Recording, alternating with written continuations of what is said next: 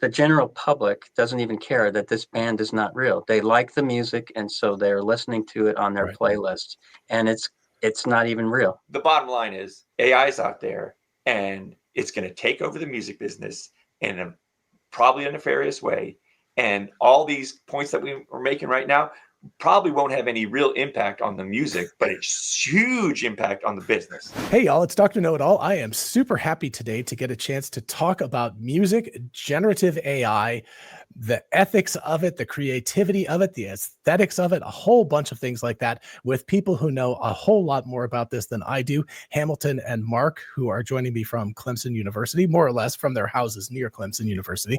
So a little ways down the road from where I am in Athens. I will let Hamilton and Mark introduce themselves, and then we are going to get into, we're just going to keep it pretty general today. We'll talk about, is it ethical? Is AI music ethical? Is it valuable? Is it the future no matter what?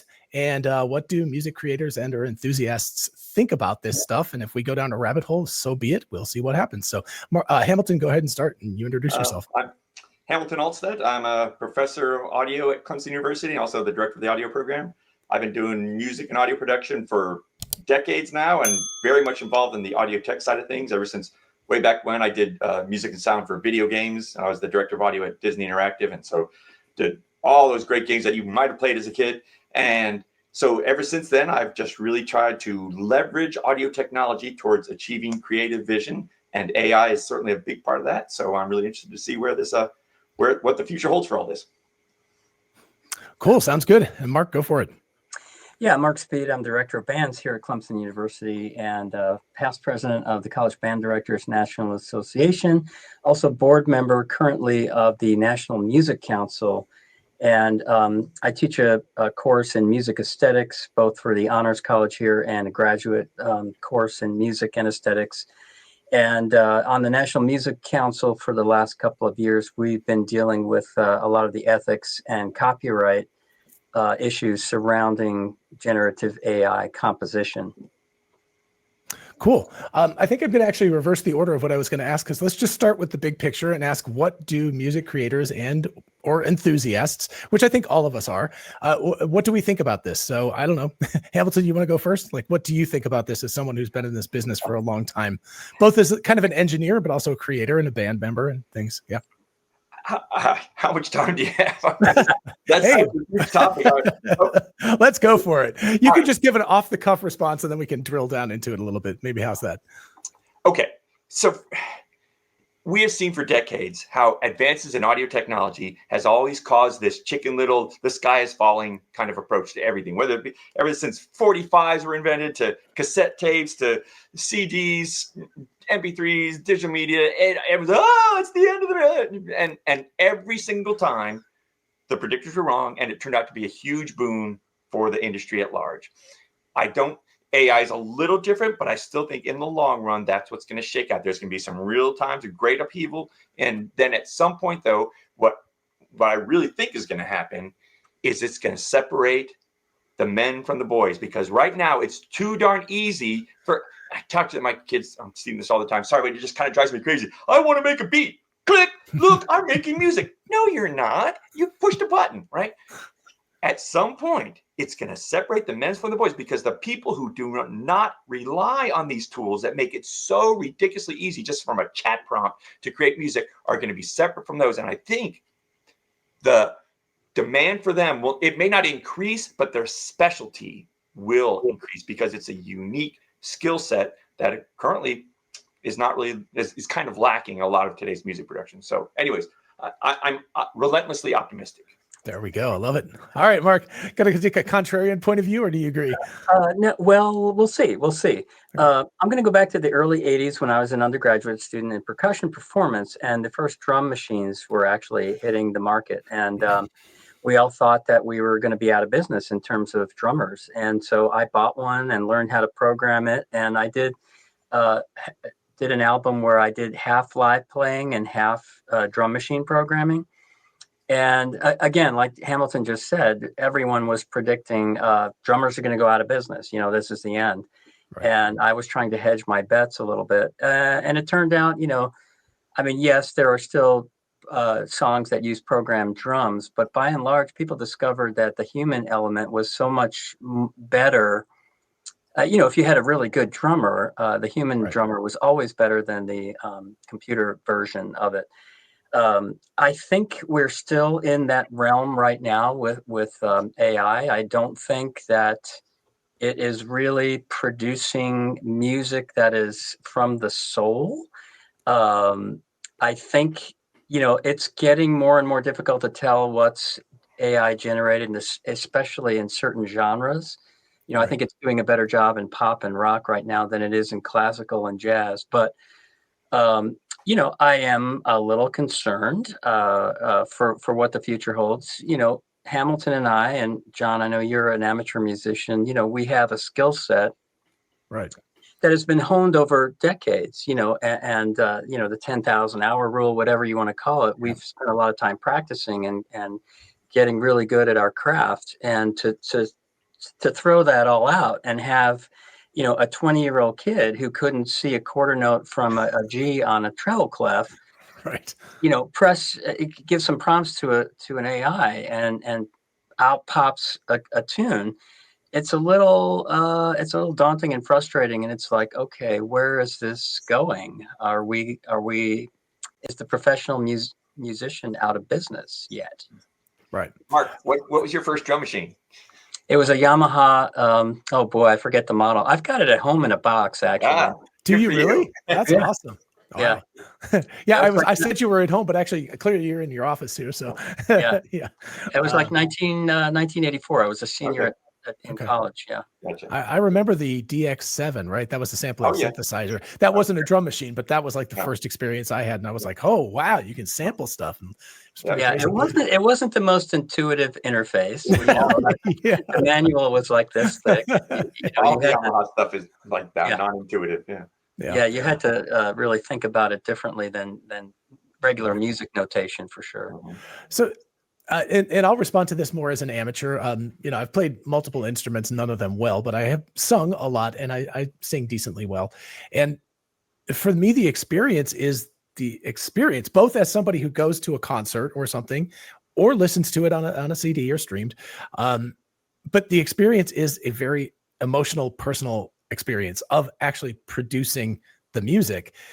And there is no way that Suno or Murica or whatever it is, the next thing is going to take that from me, because it's like, it doesn't matter. Even if it's perfect music, it's not going to have that same emotional connection because it's not coming from me. So I think that was the soul thing. An interesting, weird little analogy. It seems like a side tangent, but I don't think it is, honestly, is that I have a Tesla Model Y. It drives perfectly well. Mark, you have it can drive you around, right? And I go out to and I'm learning how to fly, as people probably know, and I'm flying this 50-year-old airplane that no autopilot, no nothing. It's just got these little old, analog gauges. And people are like, why are you doing that? In a year, everyone's just going to push a button and the AI will fly. I'm like, that's not the point.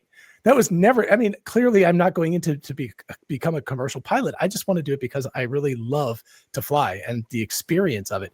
And the same thing holds, I think, for music and for poetry or images or anything. I have a lot of students who are incredible painters and graphic artists and stuff. And I worry about for them, but at the same time, it's like they've spent that 10,000 hours or 5,000 or 6,000, whatever it is. They have that thing that other people don't have. And I hope that shines through. I guess I'm much more cautiously optimistic, but I hope it shines through. I think that's a really interesting. What you're focusing on is the value of it is to the creator, and not too often, almost 90% of the time these days, Yeah. we're focused on the listener, right? Mm-hmm. And so I think that whole experience has gotten lost in the mix, and without that emotional connection, Right. it's not really music, right? I mean, a good song is a single melody line that touches your heart, not this amazing production with all these real cool sounds and everything, but really doesn't, right? So without the emotion, it's nothing. Yeah. And maybe the AI developers will call me wrong on this, but I don't see how a device which is essentially devoid of emotion, because we know this to be true, because if it had emotion, it would have to second guess itself as to whether it should be doing what it's doing. Right. I guess that's true. Right. So They are very confident. They're very so it confident. can't be emotive, right? Yeah. And so without that emotional connection, I think that is the key difference that will always bring us back to what music really is. I'm not saying you can't see what in the past generated a musical connection, but that is still not true creations. That's its imitation. So I think you made a good point there. Okay. Yeah, and I think I think the three of us have discussed this already off this chat here, but the interaction with live performers, if you're a concert attendee, is much greater than even listening to their studio version of that song. Right. If you go to a Taylor Swift concert, everyone understands they're paying a lot of money to be there because they understand intuitively that to be in the same room with that artist as she's performing is a much different experience than just putting the headphones on and listening to the track that she produced over weeks for 4 minutes of music. Right. So I don't think we'll ever I don't think we'll lose that, but I'm a little bit concerned that the younger generation will not understand this necessarily. There's a big movement in Japan right now. There's this Hatsune Miku, the Japanese pop star hologram, and people are paying money to go see this in person. I don't know exactly what it is, but I just worry that the younger generation who have grown up with all this technology are going to lose that human connection to music, I guess. Right. Gosh, are we in danger of being the old farts that are sitting around like, back in my day? Well, I'm just saying, like, I'm sure that, Too late, man. We're there already. Yeah, I'm sure that our parents' age, they were like, oh, look at this. They've got vinyl and they can actually just plop down a needle on a record and listen to it. They don't have to go to the concert hall or to it's just like there's probably a similar argument to be made about the fact that not listening in person was a very different experience, but they both have their place, obviously. And certainly, what I hear sometimes, the stuff that comes out of Suno is it's never great, but it's kind of adequate. And I think for a lot of people, especially given how processed a lot of pop music is these days, like the real top 40 kind of stuff, it already sounds like a machine anyway. They sort of weirdly back themselves into a corner. I feel like kind of weird indie bands that have kind of funky sounds and stuff, or jazz quartets or whatever this, that they're going to have a better chance at this because their sound is a little harder to capture. If you have something that's so processed already that it sounds mechanical, then it's like, well, okay, there's not that much difference between that and the AI version of that. And maybe that's why it does it so well. And then country music. I don't know why country music seems to be it just nails it. I don't know what that says about country music. I don't want to get into that. We're just not saying the quiet part out loud. But I think what you said still gets back to what really is, is the joy of music creation. And even if I threw away every other thing I do in the music world, which, as I get closer to retirement age, that may be exactly what I do, which is to just hole up in my little room right here. And I've got my amp here, I've got my guitars here, and my favorite thing ever is at the end of the day where I've got everything done is I put some jam tracks on YouTube, of which there's just thousands, and I just jam along. And that is like the best. And by the way, I can't do that with an audience. It only works if I'm alone. If I know someone's listening to me, it's then I'm thinking about performing for them instead of performing for myself. And I always tell people, no one's ever heard me play guitar, and they never will. Because even if I record it, it's still, I know someone's going to listen to it. And the only way I can do that is here. And that's the greatest joy I've got when it comes to music. So I will never lose that. And I think you pointed out that before. Right. But I think sorry, go ahead. No. I'm thinking about what Mark said about the younger generation. And I put this not beyond just music, but the idea that some amount of not suffering in the sense that you're like whipping yourself or something, but it costs effort to learn how to sing, play guitar, play the drums, learn to write well. I mean, to write an English essay decently well, all of that stuff. If you just push a button and it's easy, there's a value to expending effort to learn how to do something. My biggest fear is if people lose that value, it's like, what are human beings? Because that's kind of, us versus a dog or a cat that's perfectly happy to lie around 18 hours a day and then get up and eat a bowl of food and then go back to bed. Maybe they want to walk or something, but it's like we're different than that. We want to do things beyond just basic survival. Okay. Funny thought. Sorry, Mark, you jump in because then I'll circle back. Well, yeah, I think I think you're right, John. I think humans in general want to contribute, want to create, want to have some legacy in some way, shape, or form, some purpose in their lives. And those of us who have chosen music as that avenue, it has taken a lot of blood, sweat, and tears, no pun intended, to get where we are. It's a difficult career, and to have it sort of, I'm imagining the end of this whole process, to have that sort of taken away or to be usurped by people who don't have to invest as much as we did. And again, I'm sounding like the crotchety old man. But there is something to be said, and there's a lot to be learned by messing up constantly, Yeah. when you're in the practice room, you're messing up and you're learning, okay, this works, this doesn't work. If I want to make this work, I've got to practice this so that I can make that happen in performance. Right. And that sort of, especially in the studio setting, recording, that's all taken away. When you're live on stage, that's another ball of wax. Yeah. Performing without a net. Yeah. Exactly. So Go ahead. So I mean, think about an athlete, right? If an athlete wants to get better, they have to work hard at it, right? And if they don't, they fail, right? And they have to get used to just one because they are going to fail at some point, and then they pick themselves and keep going, right? And so, what are you going to watch a movie about that? You're going to push an AI? I mean, watch that. I mean, where is it?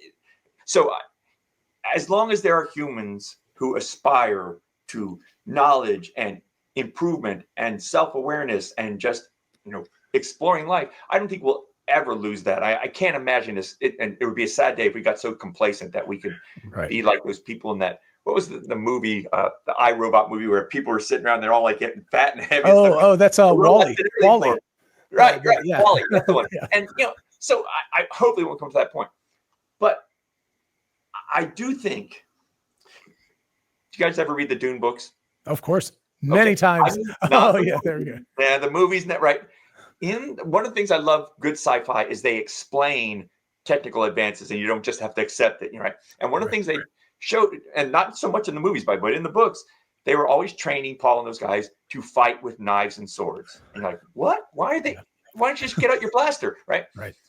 And they explained very well that the technology had advanced to such an extent that for every offense, there was an equal defense. And they were happening so fast in such rapid succession that eventually the whole thing had to devolve back to their bare essence, which is take a piece of steel and stick in somebody, right? There's no defense for that, right? There's no AI for that, right? Right. And I'm hopeful that at some point, that's what's going to happen with the AI technology, is it'll get to the point where it loses all its value because it's so advanced and it's come so far where soon kids will be born and they just think, right? And boom, music is created out of nowhere. Or I look at Mark now and I say, Mark, what do you think of this song? And I just project it on, through my little plug-in, my Matrix plug in the back of my head, whatever. And at that point, the music will devolve back to where it should have been in the first place. And I'm talking, like street minstrels, wandering the highways and byways and singing for their supper, because suddenly they will become the rare commodity, right? They will become the people who actually know what to do. Hey, do you know such and such? Yes. And they just, perform it, and they reach you, and you have that connection with them. And I think hopefully that the real value of a trained musician will become more apparent as the technology evolves to the point where there's a bigger gap between the two. I like that. That's my street. Interesting. That's very cool. So I'll come up with something that's sort of a follow-on to this, which is that, of course, people have been talking a lot recently about how AI is going to take all of our jobs. I'm kind of hoping I can sneak out and retire before that happens. I don't know, just a few more years. But the concern, of course, is, oh gosh, what are we going to do? But if things go well, we have a universal basic income, like our needs are taken care of, we could actually experience a golden age, because one of the big problems with the music industry, and people, this is notorious, the industry, it's not musicians, but the industry is just a bunch of scoundrels taking everybody's money. The artists make nothing. These people, producers make a lot of money, and it's all this very commercial, smarmy kind of thing. Well, if you take away the entire economic structure of music, it just goes back, like you were saying, Hamilton. It's like, if you want to make music, make it. You've got the time, because you don't have to go to work at at the Burger King or something like that and make, minimum wage to be able to buy your guitar to do this, because you can do that and you can spend several hours a day. So, I could see a positive golden age coming out of this, where people are able to spend the time doing what they're passionate about rather than just doing what they have to do to survive. And that would be lovely. I don't know if we'll get there, but it's a beautiful view.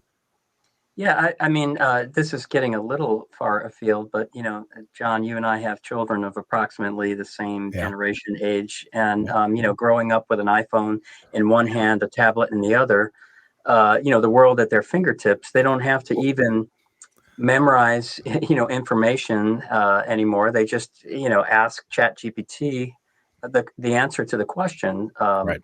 and they have. It's just a different world that they came up with in. And gaming has become so advanced that it's so immersive that it Right. feels. I did the Halo thing maybe 20 years ago, maybe Yeah. a little bit more, Yeah. and it's so immersive. It's so Right. even back then. I Yeah. know the video games have gotten even better, but I just worry that humanity will just spend their time plugged into this endless entertainment. I mean, we all know Mhm. science fiction that talks about this. Right. I'm a little more pessimistic about humans creating and doing good when all the other distractions are saying, no, just stay in here. Yeah. I will entertain you for 24/7, Take the blue pill. Yeah, there are plenty of science fiction novels and films and things like that that clearly show that going that direction, including Wall-E, which I think is, in a weird way, it's a cartoon, but it's the most sort of cutting. It's just like right to the point. It's like, oh yeah, we just sit there, the big screen's like, feed us, feed us, feed us, and we don't do anything. All right, let me ask this question. This is a more specific question, but so we've talked kind of about general reactions and everything. Let's talk about the ethics of this. We'll talk about the aesthetics in a second, but first of all, the ethics. Is it ethical what generative music is doing? Because we all know it's trained on Taylor Swift and 50 Cent and I don't know, REM and Nirvana and whoever, it's trained on all these artists. Is that ethical or not? I'll go first, Hamilton. Yeah, it's completely unethical. I think if you put a prompt into an AI and say, write me a song in the style of Taylor Swift using this title, you know, uh, uh, whatever, you can imagine what she might write her next song about, and then it spits out, lyrics that look a little bit like what Taylor Swift might have written, Right. and then I want to use a sample of her voice to sing it. And so you put it out there, and it sounds like Taylor Swift. It sounds like she might have written it. Sounds like her team produced it in the Right. studio, Right. and she's getting nothing for it. I mean, the music industry is messed up anyway because these Yeah. artists hardly make any money the way Yeah. the streaming model works anyway. But to take her creative persona and just usurp it for the use of yourself and to make money off that is totally unethical. And copyright laws are just now beginning to catch up a Yeah. little bit with this. But yeah, it's a real problem. Okay. So, I mean, I guess, it depends on what you define as ethical or not. I mean, today's world, there's a lot of stuff going down that we would all, 50 years ago said our parents never would allow that, but the whole world Right. has changed. So Right. I guess it comes down to your own, what your inner driving force is. Is it to get clicks, or is it to actually create a great work of art? And so if you get satisfaction because you're that shallow person that all you need is look, I got 1,000 views, and you feel good about yourself. All right. Whatever. But I don't regard it so much as unethical as just as an unviable long-term solution, because again, the satisfaction you were talking about, you just mentioned like the live performance, it just can't happen. It's like a self-defeating thing. It's like it's like hooking yourself up to Halo, but using one of those 3D Right. visual immersive things and pretending that you're in the real world where you're not. That's just an illusion, right? So Yeah. just knowing how superficial and shallow people can be, I think people will continue to do this, and it may be morally unethical, but until we figure out the copyright thing, it's not going to be Right. illegal, and people are going to keep on Well, doing it. let me ask this question a different way, Mark, and let's make it more complicated. Let's say that I have decided that I want an artist. What was it? Rick Beato was it Sundown, or I can't remember the guy's name, but anyway. Yeah, the new AI group. Well, no, yeah, he just created this AI guy, Eli somebody, right? Yeah. I can't remember his name. But let's say we want to create a new artist, right? This person hasn't existed before. They're going to write music in the style of a few different indie bands and things like that, but a conglomeration of that. Isn't that, if the three of us decided to make a band and put it together, isn't that what we would do too? Wouldn't we say like, oh yeah, I've learned how to play some licks from these guys, and I know how to play the drum beats from this, and I know how to sing this kind of lyric? Isn't there an argument to be made that the AI is doing the same thing? It's just learning from the stuff that's out there. Hey, are we putting a band together? Yeah, let's do it, man. All right. What are we going to call it? My brother has the perfect name for a band, by the way. It's called Terminal Degree, for anybody that has a terminal degree. It's like, I get anyway, it. Yeah. Anyway, so what do you think about that? Because that complexifies things a little bit. That's not quite so straight. Yeah. So this gets into a little bit of mystical land here, but I think science is catching up with this. I think most scientists would agree at this point that we all have an aura or an energy field, that can be measured with certain instruments. And so the electrons, as part of our electrical process, don't end at our skin. They're out. And so when our two electrical fields come into contact, there is some communication happening that we're not necessarily aware of. You might call it a sixth sense, or just some people might call it charisma, or something is happening when two or more people are together that's not happening when you're by yourself. Okay. And if you are creating something with other people, those sort of unseen, unfelt, maybe they're felt sometimes, forces are interacting with each other, and the creativity is going much more than the individuals that are in the room. I could also say that in terms of performing as well. I've been on stage with really unbelievably great musicians, and what we're doing is transcending the individual skills that we have. Right. It's transcending. So that part of it, I can't imagine AI being able to duplicate that part. So I think it's always going to have some level of antisepticness to it. Okay. It's not quite real. I think it's going to be able to fool a lot of people, and maybe even most people. Right. But again, going back to what I said before, it's kind of soulless right now. I haven't heard anything where I said, "Oh yeah, that's getting me right where I live." I haven't heard any AI music that's done that to me yet. So yeah, and that's totally true. I can't imagine that happening. But Mark, I've been actually experimenting with a lot of AI generated vocals lately. But that's not the same thing, right? I don't feel bad about doing that because I'm using it as a tool, and I would tell my students that any kind of audio technology tools, they're just tools, right? Learn them, learn how to use them, how to manipulate them, learn how to use them to achieve your end goal. You're just not replacing what you as the composer are doing. You're just using it as a tool. So in that sense, I don't feel bad about it. I don't feel unethical because I'm using. And I say I'm very pleased with the results. As a matter of fact, surprisingly, how much better it sounds when they sing than instead of me singing. But having said that, I totally agree with you that the live performance will never be replaced. Just as AI could invent the next great ice cream flavor, right? But they would never appreciate taking a mouthful of that ice cream, could they? Right? So if you can't appreciate the end result, you can't replace it, right? You can try it. You can imitate others. You can look at large language models and figure out, okay, I am estimating this is the response I'll get. But one need not look any further than our wives, than to say, sorry, I might get in trouble here, predicting future behavior on past behavior Right. never works, right? So it can't be done, right? I mean, from an emotional standpoint, I'm not saying they're all Right. women from Mars, men from me. I'm just the way they are, right? It's an emotional response that is completely unpredictable, right?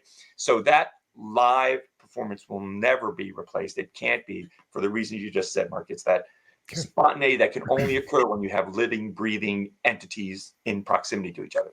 Yeah, I was just thinking, even just the songwriting process. You think of Lennon and McCartney sitting in a room, Right. and they're throwing ideas back and forth. Well, how about this? And ooh, what if I sing this, or what if I put this chord right here? Yeah. It causes me to feel a certain way. I think it works better this way. You're not having that sort of interaction, that human creative process. You're just as it is as exists right now. You're just putting prompts into the thing, and it's spitting out what it thinks you want to hear. So that human process, being in the same room and just kind of bouncing these ideas off each other, I think ups the level of the end result, especially in the hands of really talented musicians. Right. And I'll add a little maybe like engineering speak to all of this, and that is that all of these generative AI models, they're all based on basically a bell curve, right? You give it all of this information, and most of it is like in here in the middle of the bell curve. And what it learns to reproduce is the middle part. But what's interesting, arguably, about art is the exact opposite. What we're looking for is those weird, Jackson Pollock or Picasso. I mean, what the hell? Those guys were creating weird, bizarre stuff, but it's because it's way out there at the tail that we're like, oh, that's cool. And I think I agree with you, Mark. Like when I listen to the words, when I listen to the music, it's instantly understandable. And maybe I'll be fooled one day. It could happen another 6 months or a year. But at this point, as soon as I hear it, it's like, yeah, that's obviously AI. And even if it's not the musical quality itself, I can't hear like an obvious like thing. It's just like, it's generic, it's boring, it's vanilla. It doesn't have that kind of like out there artistry.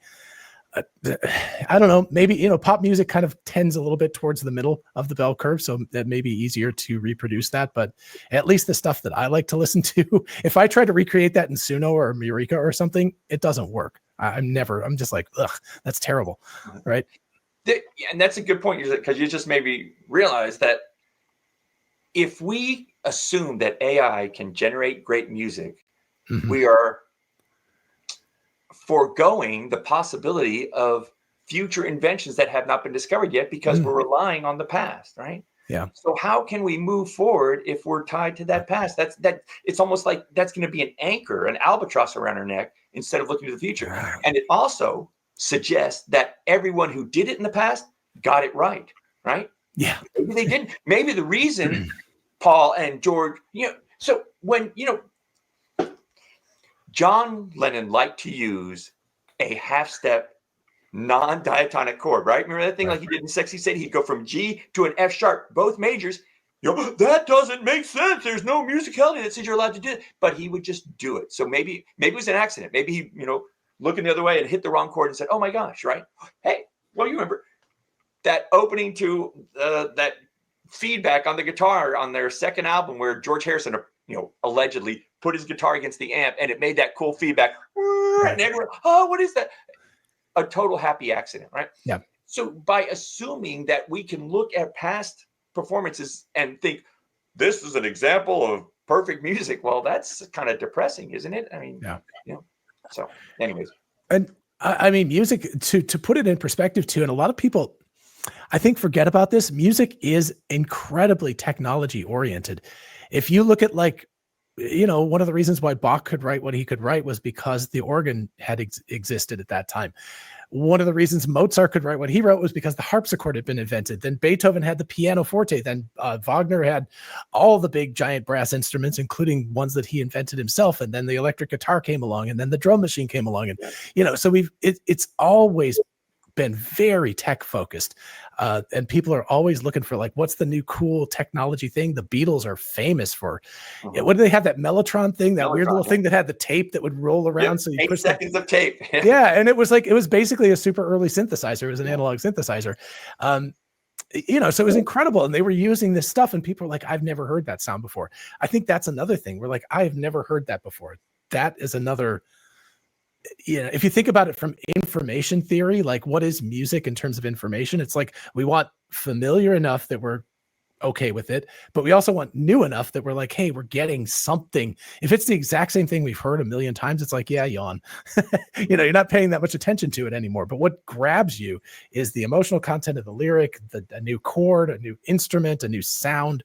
All of that kind of stuff is like, wow, that is great stuff. So what would AI do if you asked it to predict future music? I haven't even thought. We said, write this in the style that would be 10 years from now. Yeah. Anyway, Mark, go do that. Try it out. See what happens. I'm going to do it right now. While we're talking, you guys go ahead. Keep talking. Well, I think this is a good time to move into the aesthetic part of it. Yeah, please.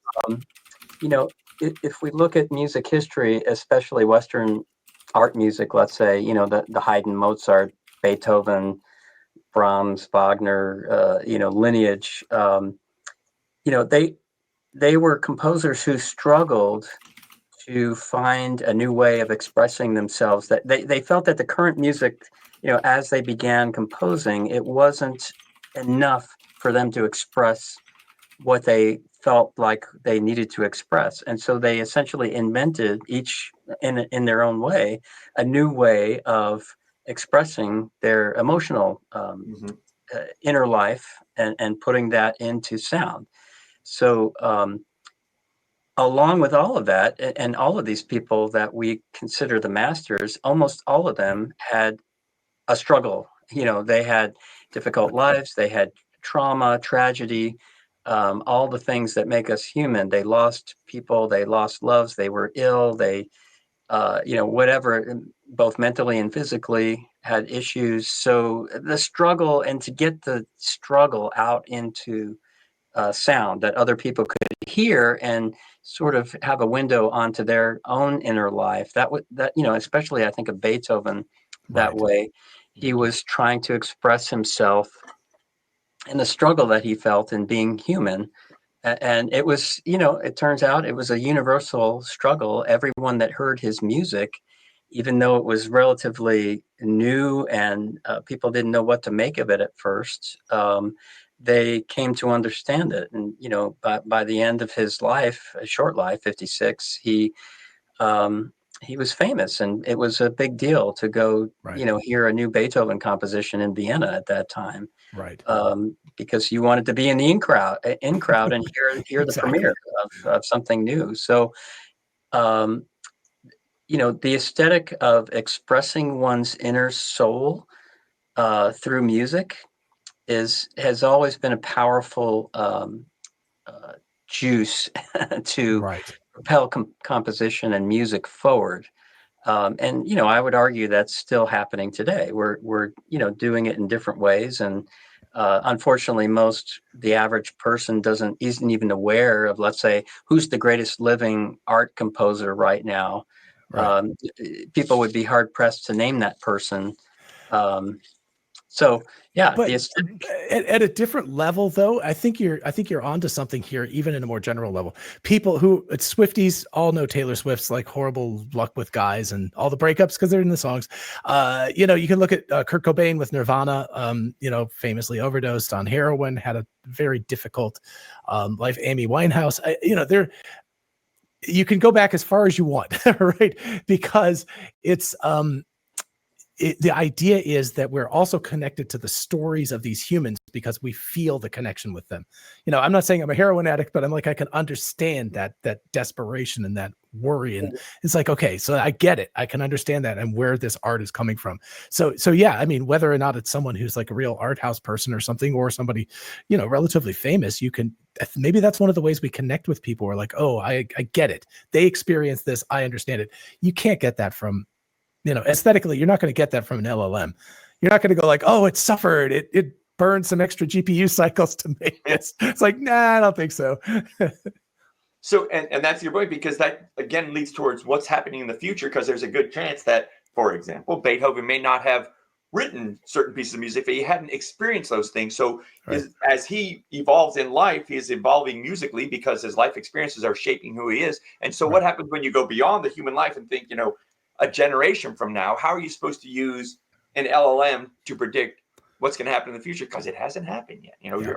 We're probably changing our musical preferences as we speak, just because none of it has happened yet. So Here's another thing that I think plays into this conversation. So when I was studying for my doctoral comprehensive exams, there's a part of that exam where they sort of drop the needle and they just play something, and you have to identify it essentially. You don't have to necessarily get the composer and the composition and the year it was composed, but you're going to get full credit if you do. But if you get it wrong, well, you always have to explain your answer, and if you explain your way out of it, you might get partial credit for that. But so I was studying the difference between late Haydn, early Mozart and early Beethoven. Not too early Mozart, later Mozart was still early Mozart. He died very young at 36. Speaking of a tragic life, yeah. So how do you tell the difference between that time period? Let's say 1790 ish, right there. They to the ear they sound kind of the same. It's really hard to tell the difference. But the one thing I discovered is if you start to sing along with whatever you're listening to and you can predict what's coming next, it's Haydn. And if you can't predict what's coming next, it's Mozart. And that is a really important point, because your brain it engages with some trickery or something new or something unexpected. If you get lulled into a trance of, I know what's coming next, your brain checks out. Right. But if you're really paying attention to the music and your brain is being challenged by what comes up next, then the music is more engaging and you're more likely to stay in the moment with that music. So the more predictive, the more boring, the more unpredictive, not, to a point. It can't be like crazy stuff that doesn't make any sense. Yeah. And that, I think, all the AI music I've heard so far, and I've listened to a lot of it in the last few weeks, just because it's the new thing. It's all very predictable. It's all, it's just, I know what's coming next. And it kind of has the sound of the particular composer, but it doesn't get any of the surprise element to the music. Right. Again, probably because you're looking at something that, again, because it's just aggregating things together, it's repeating what it's heard, not extending it. And there's a difference between 12-year-old Mozart when he wrote his first symphony, I can't remember exactly, but and 33-year-old when he wrote the Jupiter. So that is a very different Mozart, and he had extended the musical language significantly by the time he had passed away, which is incredible in just 20 years. But yeah. Yeah, interpolation instead of extrapolation, right? Exactly. Do you guys want to? I don't know if you'll be able to hear this or not, but I can try. Let me try to share the screen here.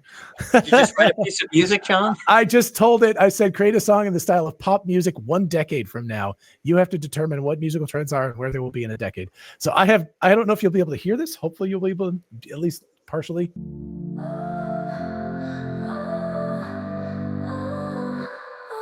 Standing hearts in a pixel haze. We love like data in a million ways. No wires, but we're tangled still. You touch electric, my heart's uphill.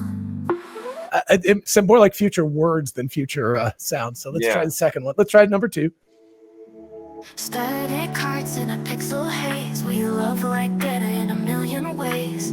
No wires, but we're tangled still. Your touch electric, my heart's uphill. Glitch in the system, but I don't mind. Our broken rhythm feels redesigned. Yeah, it just doesn't have it. Like it just sounds like pop music. Yeah, it sounds exactly as predictable. Yeah. Sounds like pop music today. SoundCloud, right? Yeah, exactly. Now, I mean, that's also not a particularly great statement about pop music these days, because it's like, yeah, it does sound like pop music these days. But it's because, like I said at the beginning, it's all kind of mechanized already. But true. Anyway. Yeah.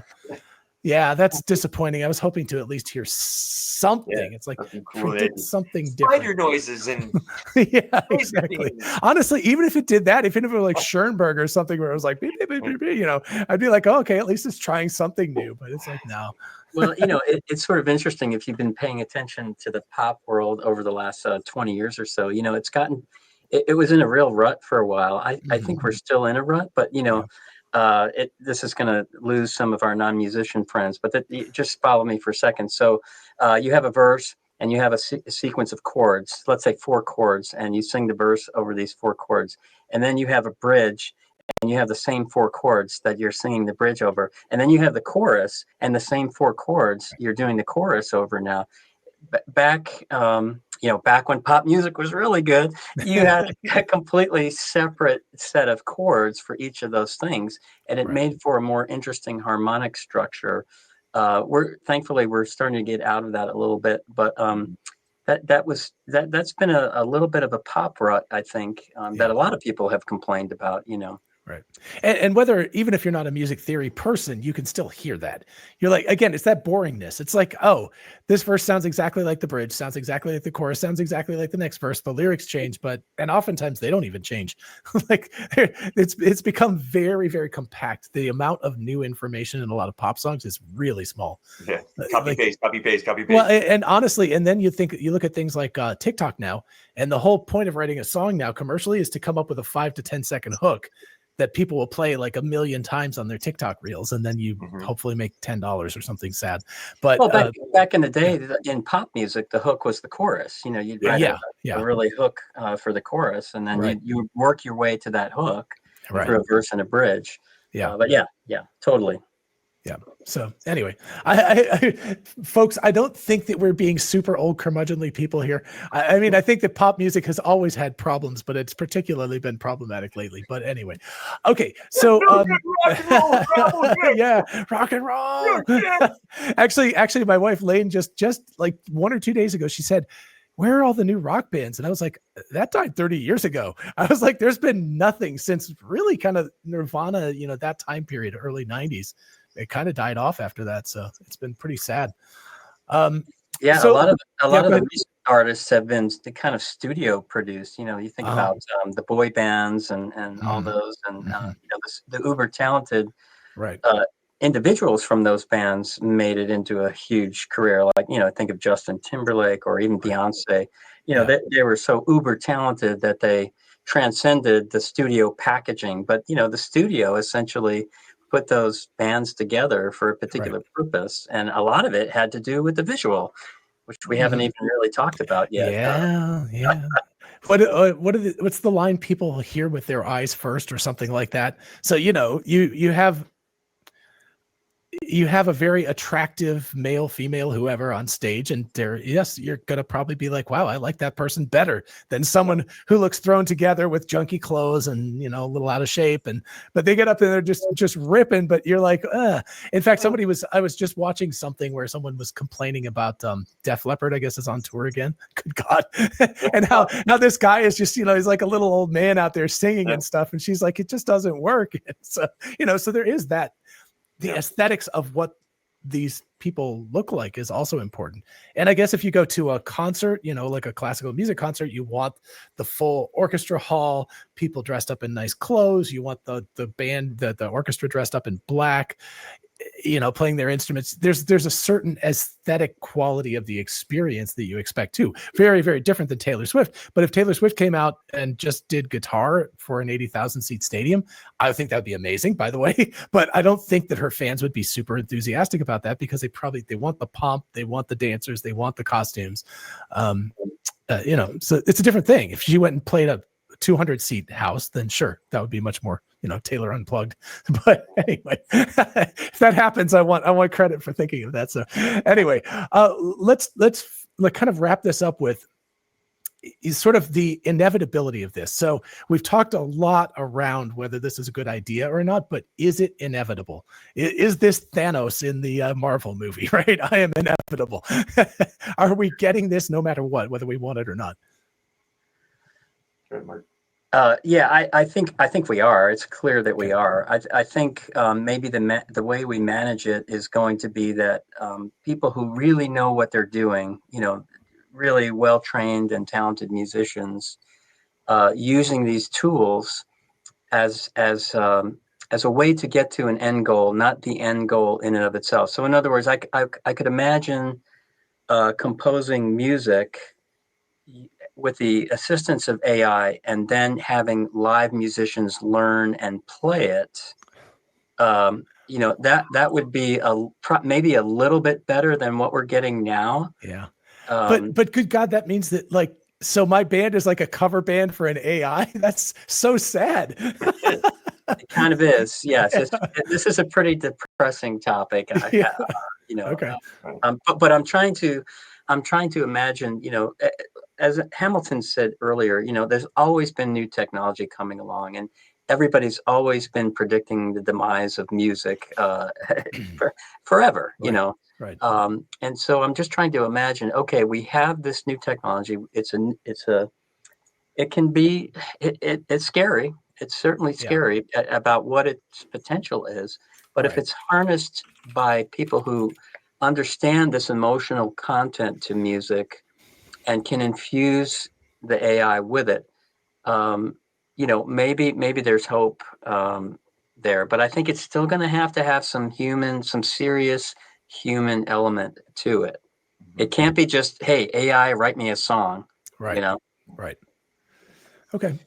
So we haven't really touched on the music business side of things. We talked about it from an aesthetic standpoint, the artistic, but to me, that's where the biggest change is going to happen. Okay. I was reading an article today from Shelley Palmer. I don't know if you ever follow him, but he's the director of media at Syracuse, I think. Anyway, he always has good articles, and he's totally into AI and talks about how huge it's going to impact over the next, and like immediately, not way future, like in the next 2 to 3 years, Right. how entrepreneurship is completely going to change. Because before it's always about, yeah, great idea, but you got to execute, right? Now that it's completely flipped, because there are tools that can enable you to execute. So that process of going out, pitch the idea, get investors, build a team, and all that is going to just go away. And literally overnight, there's going to be people coming out and creating a business, in a matter of days.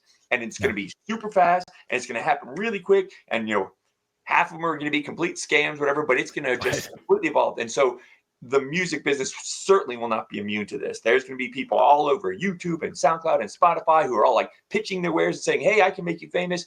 And, and half of them are probably not even, real, or a bunch of bots that this one guy in his office created, And that is where to me, that's the scary part. Because we've discussed a little bit how music in and of itself, the music creation process, could never be completely replaced like this. But once the money makers get their hand on, and these are guys, he would call them that they're the street fighters. These are not the corporate. They're the ones they should be afraid, because the big corporate giants, you got these little guys down in the alleyways. That's the ones you have to be afraid of, because they have no compunction, no concerns about being unethical and taking people for everything they got. And those are the ones that are going to completely disrupt the industry. I don't know how it's going to be, but I know it's going to change drastically. And a lot of it, there's going to be some very serious growing pains, because the genie's already left the bottle at this point. True. Yeah, and I think we had discussed this offline earlier, but the reaction to Milli Vanilli when it was discovered that these two guys seems so quaint nowadays. Actually, Mark, for the people who were born this century, like just a real quick recap. Yeah, so this was two guys that they were two good-looking guys, and they hit it big. They had a couple of hits right away, and they were one of these studio packaged things, and neither one of them could sing a lick, so they were lip syncing everything that they did. So when they were performing on Letterman or whatever thing they were doing, they were just pantomiming, lip syncing, which is done a lot anyway. But these guys couldn't even carry a tune. They were just chosen for their looks, and when they could dance really well. They could dance. They were doing the visual package, not the oral package. So. when it was discovered that these two guys were essentially frauds, oh my God, the backlash against this was unbelievable. Like, Yeah. we don't even know what those two guys are doing right now. They were No. completely canceled. I mean, it was swift. It happened overnight. These guys were done. And nowadays, you have this group called Velvet Sundown. Yeah. That's Yeah. AI for supposedly four guys, and people don't care. They've got a million, a million subscribers to their band, and it's a completely different reaction in 2025 than it was. I don't even. Milli Vanilli's what, late 80s or I 90s? Yeah, I don't think know. so. It was around that time period. Yeah, we can ask Chat GPT, but yeah. So completely, we are so. However long that was ago, let's say it was 35, 40 It years was, ago. yeah, it was 1988 to 1990 when they were so yeah. Yeah. Just about 35 years ago. Yeah. And our society has changed so much that we don't even care. We don't even care. Well, I say we. The general public doesn't even care that this band is not real. They like the music, and so they're listening to it on their Right. playlist, and it's not even real. Yeah. And again, I listened to it because again, Rick Beato put that on his thing, and I was like, again, it just is missing something. It's just like, oh yeah, I mean, from the surface level, if you're not paying attention, if it was on at a restaurant and I was eating and not paying, I'd be like, yeah, it's music, I hear it. But as soon as you listen to it, you're like, the lyrics don't have any kind of bite to them. The music is very generic. There's just there's no edge to it at all. So it's interesting. Well, this is sort of depressing too, to think about the way most people listen to music. Is they have their earbuds in and they're walking. We all teach at the university, so Yeah. the kids are walking between classes. They have their earbuds in, and they're texting on their phone. So it's literally the background to the background, Right. and they're not focused on listening to the music itself. So Yeah. for that purpose, Velvet Sundown is probably a good kind of music to have on in the background. It's not challenging your brain at all. It's pablum. It's just like Well, music was. so again, let's talk about that for just a second, because that actually is the inevitability. It's like, if I could create AI music, I just had to create, that pop music that wasn't great, but whatever, I could put it online.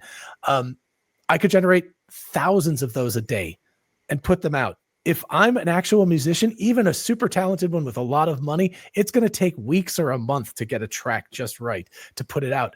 Where does that leave me? If I'm Taylor Swift, then I'm going to be fine. But if I'm like a new guy who's like 20 years old and just like super talented, raring to go, I have a great package put together, I have a great band, how the hell do you stand out above the noise of thousands of these things a day, millions of these AI generated pieces of music a day? Maybe make it intentionally wrong. Okay. All right. And put some bad notes in there. Make the harmonies suck, right? Yeah, Mr. AI, give me a surprise once in a while. No curveball. They just suck at. They're no good at doing that. They're really not good at doing surprises, which is interesting. It's been trained out of them. Again, it's just because they're all trying to hit the middle of that bell curve. They just can't do the outside edges because it's been trained out of them. So, I don't know the answer to your question, John. It's a great question. Yeah. It's a great question. I mean, market forces being what they are, supply and demand in theory, hopefully the great music will separate itself from the riffraff of just the pablum that we're getting right now from AI. Yeah. But it's hard. That's It is a hard question.